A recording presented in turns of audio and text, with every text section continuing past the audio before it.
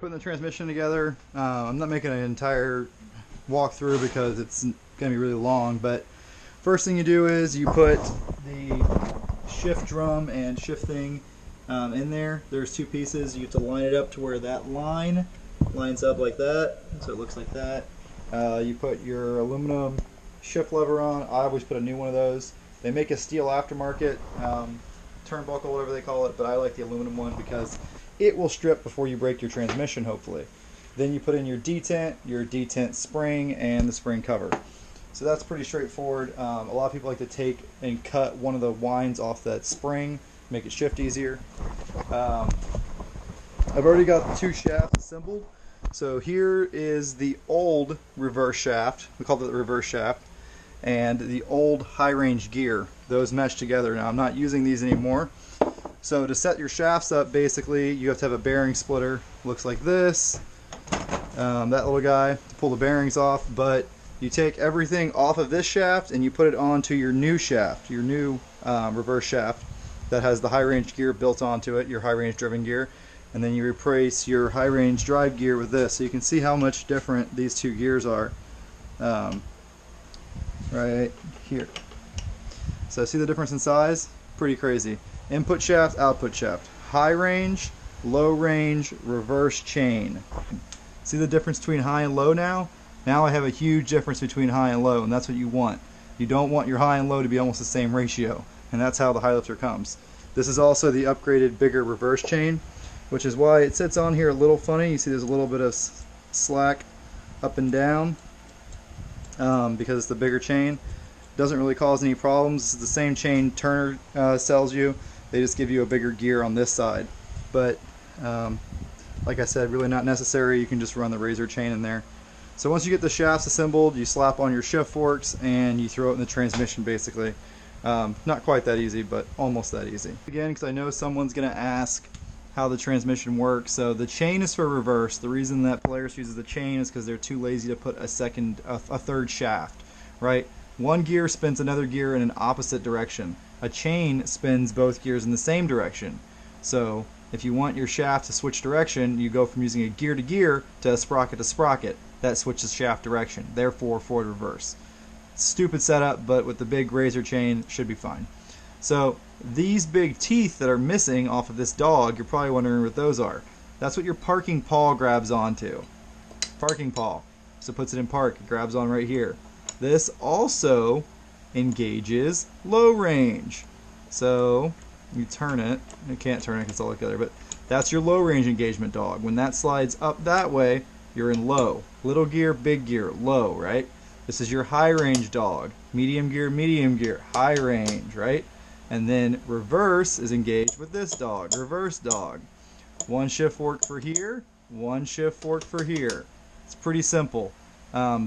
People argue with me that this transmission is really complicated. It's actually a very simple transmission.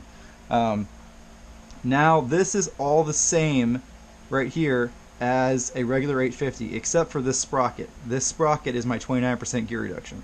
This sprocket and the big chain. And I also have upgraded this. But so I'm going to have a 29% gear reduction in high, low, and reverse. From the factory you have 29% in low and reverse, right?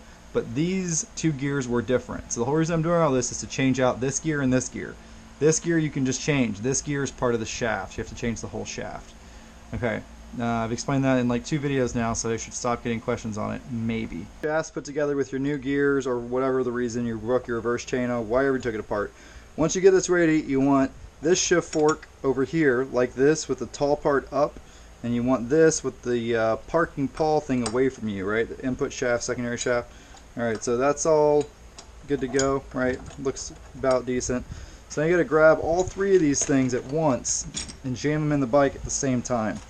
This is the part that'd be a lot easier if you're doing it on the bench, but we're not doing it that way because we're lazy.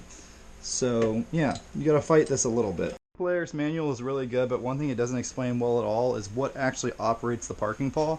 What operates the parking paw is this ramp, I hope you can see this, on top of this shift cam mechanism. This little ramp right here is what operates the parking paw. So when you put it in, this has to go on top of here.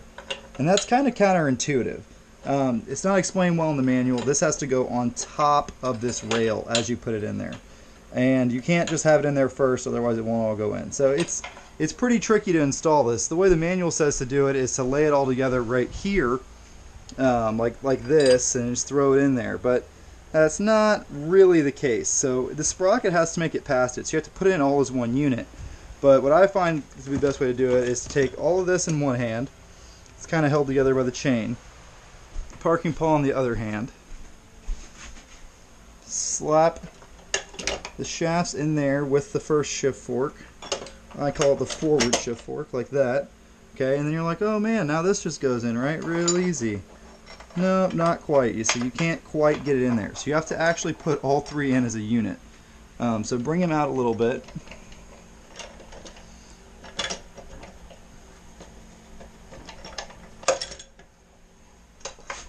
Get that back in there, kind of where home's going to be, then put it all in. So this is one of those parts where it'd be a little bit easier to do it on the bench, but not that much easier. Not really to make it worth pulling the rest of the transmission. Alrighty, so now that that's in there, that'll kind of hold itself in place, and now you can stick in the rod that holds the parking pawl. Boom, just like that. And like I said, the parking pawl is operated by the top of this. So that's kind of tricky. That's probably the hardest part of this transmission. Now you got to lift up the shift forks and engage them. All that's in the manual. Follow the manual, but like I said, just do what I did there and it'll go together pretty soon. These two springs are very important, by the way. Without these two springs, this spring keeps your parking pawl from trying to engage itself all the time, which would be very bad if it randomly engaged. This spring allows you to have high range. Without these two springs, you end up in park half the time and you don't have high range. So these springs are important. This spring goes here. This spring goes on there. We'll put it in later. This spring goes on the parking pawl. Okay, so we're in high range right now, and you can see that because the high range dog is engaged, right? But when you shift to this position, the only thing that actually engages high range is this spring. Watch. Boom. High range. So if I spin the input shaft, the output shaft spins. Note the direction it's spinning, right? It's spinning the opposite direction. Okay, that's high range. Now your next gear is low. So grab it and put our finger on the detent so we can feel it. High. I'm going to turn the transmission a little bit.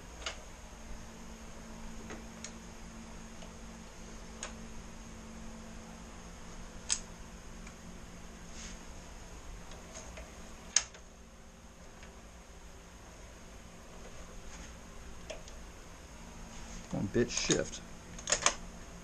High, low. So once it rises and falls back into a groove, that means you're in low range, right? So the detent's all the way in.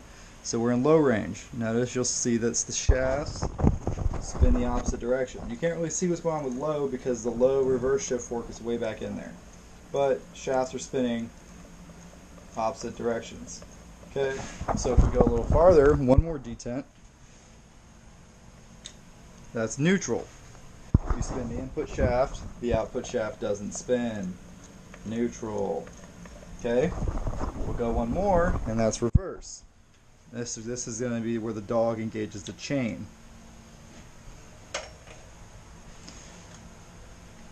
Okay, there we go. And you'll see that the shafts spin the same direction. Ooh, reverse.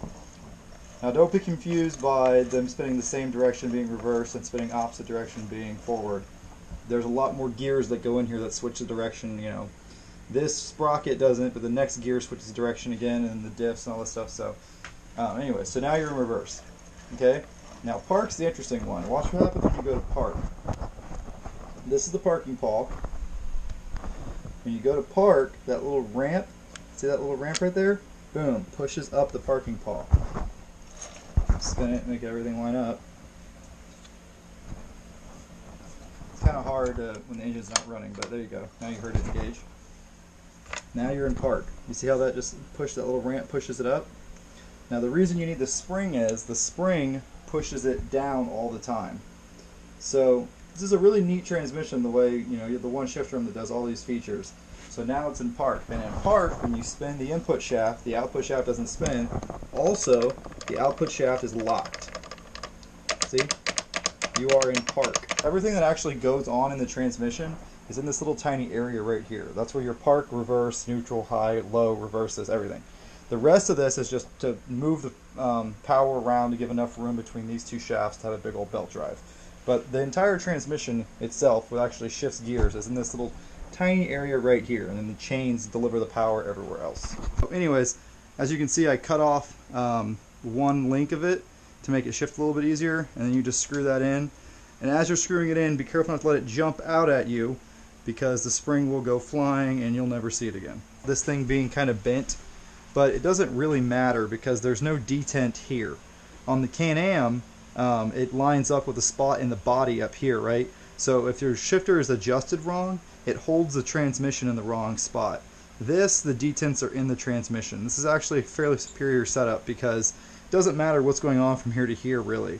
All that matters is, you know, everything in here, which I actually prefer because the adjustment here can't strip out your low range, which is actually what happened to my Outlander. Really happy with it. Really smooth riding. Hits 70 miles an hour, and it's not too wide now. So